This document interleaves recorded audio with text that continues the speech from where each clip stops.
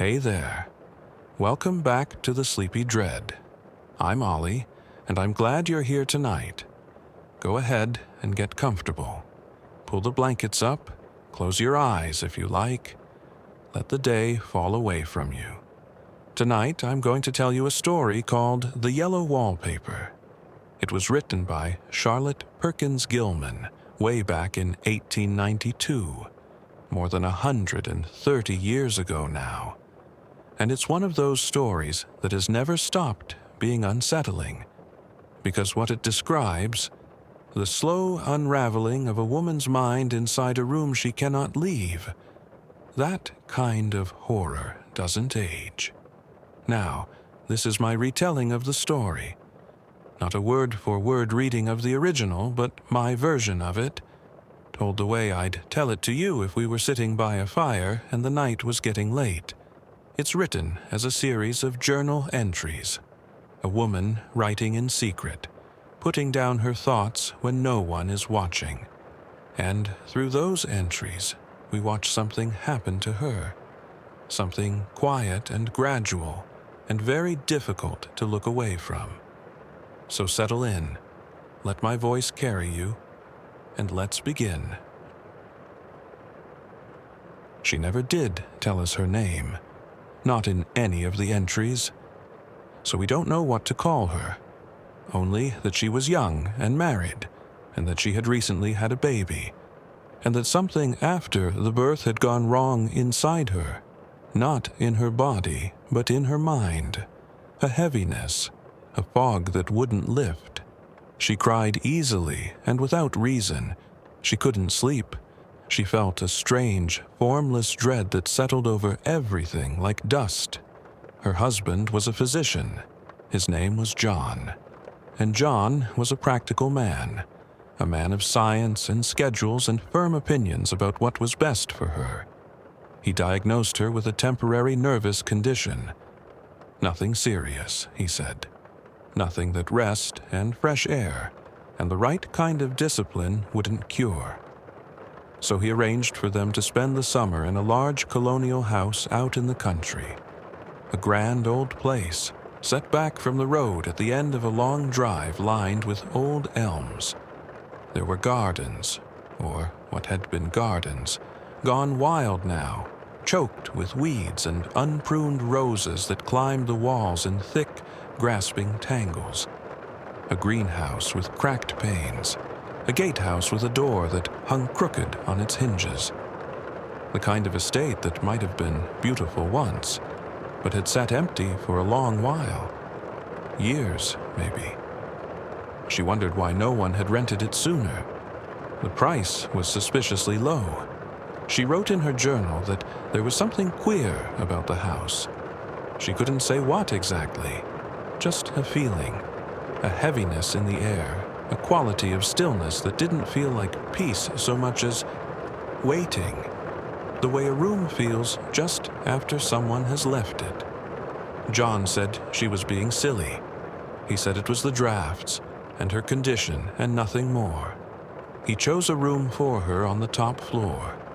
It was a big room, eerie, he called it, full of windows. It had been a nursery once, maybe a playroom. You could tell because the wallpaper was torn in patches near the floor, and there were rings bolted into the walls, and the bedstead was nailed down. The windows had bars on them. For the children's safety, John said. She would have preferred a room downstairs. There was a lovely room on the ground floor. Smaller, yes, but it had a window that opened onto the garden, and the walls were papered in a soft, faded floral print. She could imagine writing there, sitting quietly with a pen, listening to birds, feeling the breeze come through. But John said the upstairs room was better for her. More air, more light, more space to rest in. And he was the doctor, after all. He patted her hand and called her his little goose and told her not to worry about wallpaper. She was there to get well, not to decorate. So she settled in. She unpacked her things in the big room at the top of the stairs, and she lay down on the heavy bedstead that was bolted to the floor. and she looked at the walls, and the walls looked back. And so the rest cure began. The rules were simple. She was to do nothing, no work, no writing, no reading that taxed her mind, no visitors unless John approved them.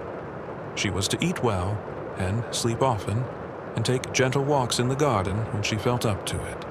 And above all, she was not to indulge her imagination. That was the word John used, indulge, as though her thoughts were a vice. She tried to follow his instructions. She really did. But she had always been a woman who needed to write, who needed to put her thoughts somewhere outside of herself. And so she kept a journal, in secret. She hid it when she heard footsteps on the stairs. She wrote in small, hurried bursts. A few sentences here, a paragraph there. It was the only thing that felt like hers.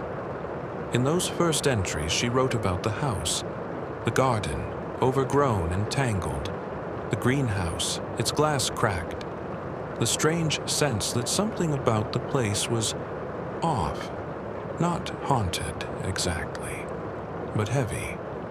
And she wrote about the wallpaper, the yellow wallpaper in her room. It was the first thing she noticed, and the thing she kept coming back to. She called the color revolting, a smoldering, unclean yellow, not a cheerful yellow, not a warm one, something closer to the color of old mustard or sulfur, or the faint stain that sickness leaves behind.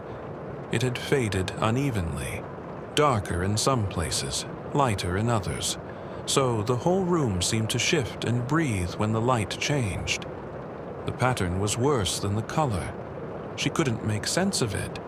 It seemed to follow a kind of logic, curves and flourishes that almost repeated, that almost formed a recognizable shape, but never quite did. Every time her eye tried to trace a line to its conclusion, the pattern broke off and went somewhere else. It committed, she wrote, every artistic sin imaginable. She asked John if they could change the wallpaper. He laughed, gently, the way he always laughed at her. He said that if they changed the wallpaper, she'd want to change the bedstead next, and then the curtains, and then the windows, and before long they'd be renovating the entire house. Better to learn not to let such things bother her. That was part of the cure, learning to govern her mind. So the wallpaper stayed. The days passed slowly. She wrote about them when she could, fragments, impressions, half-finished thoughts. John was away most of the day, seeing patients in the town. His sister Jenny came to help with the housekeeping and the baby. Jenny was cheerful and capable and devoted to John. She didn't understand why her sister-in-law couldn't simply pull herself together. No one understood. And the loneliness of that, of being sick in a way that the people around you cannot see and do not believe in, was perhaps worse than the sickness itself. She tried to explain it once, the weight of it, the way everything felt muffled and far away, the way she could be sitting in a sunlit room and feel as though she were at the bottom of a well. John listened patiently and then told her she was getting better. He could see it, he said. The color was coming back to her cheeks. She just needed to try harder, to exercise more willpower. She stopped trying to explain after that, and so she was alone with the room, alone with the yellow wallpaper, and she began, without quite meaning to study it. She lay in bed and followed the pattern with her eyes. Hour after hour. The wallpaper faced her on all four walls. There was no escaping it. She traced the bulbous curves, the sprawling outlines, the way the pattern seemed to strangle itself, sprouting off in one direction, then doubling back, looping, tangling, contradicting, like a fungus growing over itself, like something organic that had gone wrong. In a certain light, the dim light of evening when the sun was low, She thought she could see a second pattern beneath the first, something behind the main design, faint, like a shadow pressed between layers. It was hard to describe, a shape that wasn't quite a shape. She wrote about it with a kind of bewildered frustration. She couldn't stop looking at it. She couldn't stop trying to make it resolve into something recognizable. And the more she looked, the more the wallpaper seemed to look back. At night, it was worse. The moonlight came through the barred windows and fell across the walls in pale, broken stripes, and the pattern moved, or seemed to. The curves shifted. The shadows deepened. What had been merely confusing in daylight became something else entirely after dark. Something watchful and patient, and not quite still. She lay in bed and stared at it until her eyes ached. She told herself to stop. She told herself it was nothing. She turned her face to the pillow and closed her eyes, but she could feel the wallpaper behind her. She could feel it the way you feel someone standing in a doorway, watching you, even when your back is turned. She wrote that she was beginning to grow fond of the room, in a way, which was a strange thing to say about a room she hated, but she meant it. She was starting to understand the wallpaper, starting to see things in it that no one else could see, and there was a terrible intimacy in that. Weeks went by. Her entries grew shorter in some ways and longer in others. She wrote less about the garden, less about John, less about the baby. She wrote almost entirely about the wallpaper now. She had begun to see things in it. Not clearly, not yet, but in the right light, at certain times of day. The sub-pattern behind the main design looked almost like a figure, something hunched and still, pressed flat against the wall. She couldn't tell if it was one shape or many. It seemed to shift when she wasn't looking directly at it. During the day, the wallpaper was merely ugly, offensive, confusing, irritating to the eye. But at night, by moonlight, it changed. The main pattern receded, and the thing behind it came forward. And that thing, whatever it was, seemed to move. She didn't write the word at first. She circled around it for several entries, describing what she saw without naming it. A shape, a shadow, a presence behind the pattern. And then finally, she wrote it plainly. It looked like a woman crouching behind the wallpaper, pressing against it from the other side, creeping along behind the pattern, following the curves and turns of it, moving slowly, endlessly, around and around the room. She told no one. Who would she tell? John would say she was indulging her imagination. Jenny would look frightened and report it to John. And besides, she wasn't sure she wanted anyone else to see it. The woman in the wallpaper had become hers, a secret, something that belonged only to her, in a life where nothing else did. She watched for her now. That was what her days had become. Waiting for the light to change, waiting for evening, waiting for moonlight, so she could see the woman moving behind the pattern. And the woman was always there, creeping, crawling on her hands and knees behind the tangled design. Sometimes she seemed to shake the pattern from behind, as though trying to break through. The top pattern, that outer layer of bulbous curves and strangling shapes, held her in. It was like bars, like a cage made of wallpaper. She wrote about the smell now, too. The wallpaper had a smell, a yellow smell, she called it, which is a strange thing to write, but she meant it. A damp, creeping odor that hung in the room and followed her through the house. She could smell it in her hair, on her clothes. It clung to her. The color of it was bad enough, but the smell made it alive. She wasn't sleeping well. Or perhaps she was sleeping differently. Sleeping in the daytime now, when the wallpaper was quiet and the woman behind it was still. She slept through the bright hours and woke at dusk, when the light turned amber and then gray and then silver. She lay awake through the long nights, watching the wallpaper in the moonlight, watching the woman creep.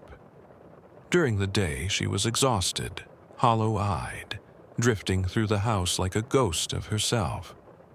But she couldn't rest at night. She couldn't look away. Her eyes traced the pattern automatically now, the way your tongue finds a broken tooth, around and around the room, following the woman, following the endless, meaningless, maddening design that held her there. John said she was improving. He said her appetite was better, her color was better, she was resting more. He couldn't see what was happening. He saw the surface of her, the obedient wife, lying quietly in her prescribed room, and he was satisfied. He didn't know about the journal. He didn't know about the woman in the wallpaper. There is something unbearable about watching someone come apart slowly. If it happened all at once, a sudden break, a sharp crack, it would be easier to point to and say, "There, that's where it happened." But she didn't break. She dissolved. Entry by entry, sentence by sentence, the boundaries of her mind grew thinner and softer, until you couldn't tell anymore where she ended and the wallpaper began. She started noticing things outside the room. A mark on the wall downstairs that looked like it had been rubbed by something crawling. A path worn smooth in the garden, close to the ground, as though someone had been creeping along the hedgerow on hands and knees. She looked out the window and thought she saw a woman creeping in the lane, and another along the road, and another moving through the arbor at the edge of the grounds. Were they the same woman? Were they different women? Were they her? She didn't know anymore. The distinction didn't seem to matter the way it once had. The boundaries between things were dissolving. Between the woman in the wallpaper and the women outside. Between the women outside and the woman in the room. Between the room and the wallpaper. Between the wallpaper and her skin. Everything was becoming the same thing. Everything was yellow and creeping and trapped. She wrote that the woman in the wallpaper creeps in the daytime now, but only when nobody is watching. She gets out somehow, through the pattern, through the wall, and creeps outside. But by evening, she is always back behind the wallpaper, pressing, shaking, trying to get through. And the woman writing this, the woman with the journal and the husband and the baby she rarely mentioned, she understood something now. She understood that the pattern was a cage, and the woman behind it was trying to get free, and she was going to help her. The last entries are difficult, not because they're dramatic or violent. They're not. They're calm, eerily calm. The handwriting of someone who has made a decision and feels, for the first time in a long time, perfectly clear. Their time in the house was almost up. They would be leaving in a few days. John was pleased with her progress. He told her so often. She smiled and agreed with him because it was easier than explaining. But she had begun to peel the wallpaper. At first, she did it in small places, pulling at the loose edges near the floor where it had already been torn. She found that if she peeled carefully, in long strips, the top pattern came away and the thing beneath was exposed. The sub-pattern, the bars, the shape of the woman pressing against them. Then she stopped being careful. Something shifted in her. A patience she hadn't known she had gave way to something urgent, something desperate and clear. She tore at the wallpaper in wide swaths. She pulled it away from the walls in sheets. She worked at night, by moonlight, when the woman behind the pattern was most visible, most active, most desperate to get out. She bit at the plaster where the paper wouldn't come. She pushed the bed out of the way and stripped the walls as high as she could reach. Jenny noticed the torn wallpaper. She stared at it, then stared at her, then said nothing. What could she say? On the last day, she locked the door. She had thought about it carefully. She tied the key to a rope and threw it out the window, down into the garden path where it couldn't be reached. Then she went back to work. She pulled and tore and peeled until most of the wallpaper was off. Great ragged patches of bare plaster showed through, scratched and gouged.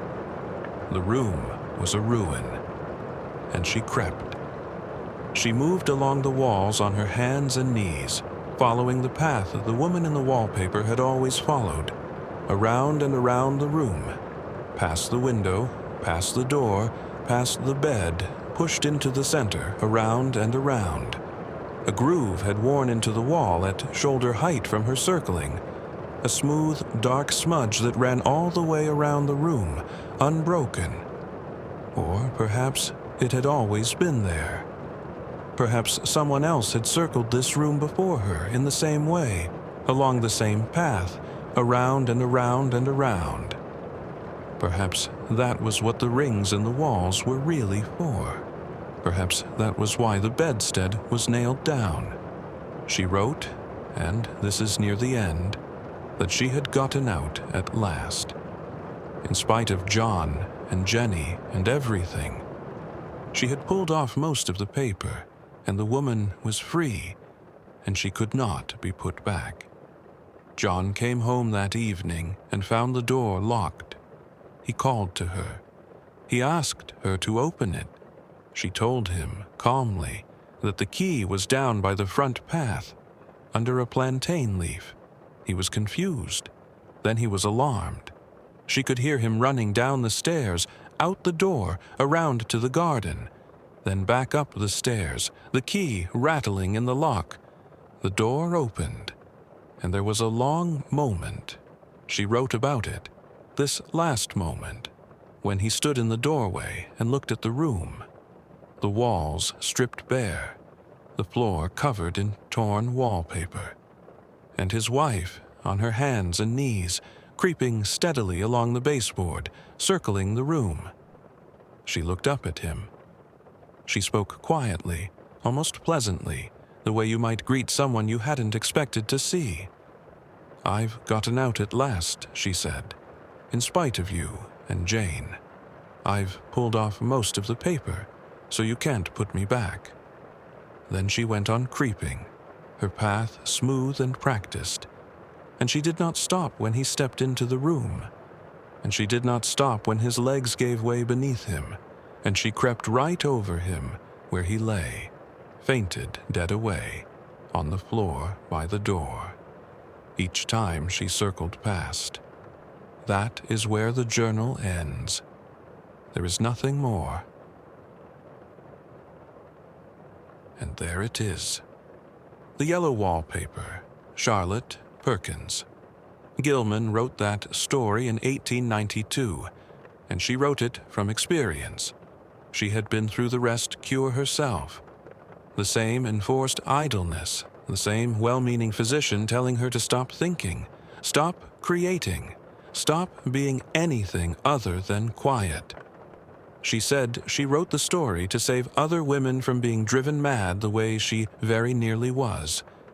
It's a hard story to shake, not because of what happens, though that's unsettling enough, but because of how slowly it happens, how reasonable everyone sounds, right up until the end, how the cage is built out of kindness and good intentions, and the word better, how the woman who was supposed to be helped was really just kept quiet, kept still, kept in a room with bars on the windows and a door that locked from the outside, and told that this was love. Anyway, thank you for being here tonight. Thank you for listening. I hope the story gave you something to drift into rather than something to keep you awake. That's always my hope. If you'd like more nights like this, go ahead and subscribe. I'll be here whenever you need a voice in the dark. Now, close your eyes if you haven't already. Let the fire burn down to embers. Let the room grow quiet. Good night, friend. Sleep well.